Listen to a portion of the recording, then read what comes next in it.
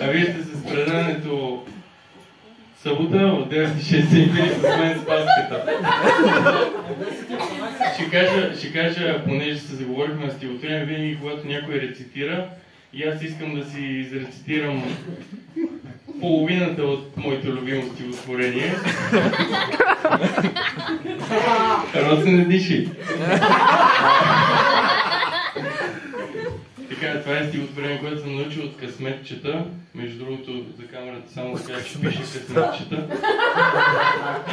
Но не са от моите късметчета, както се знае. Аз после ще говоря с моите късметчета. Така по същество. Трънлив и зъл е на живота ребуса. На кръст разпъва нашите души. Изгубил всичко, не изгубвай себе си. Единствено така ще го решиш. Когато си на дъното на пъкъла, когато си на най-тъжен и злочест, от парещите въглени на мъката си направете сами стълба и излезте.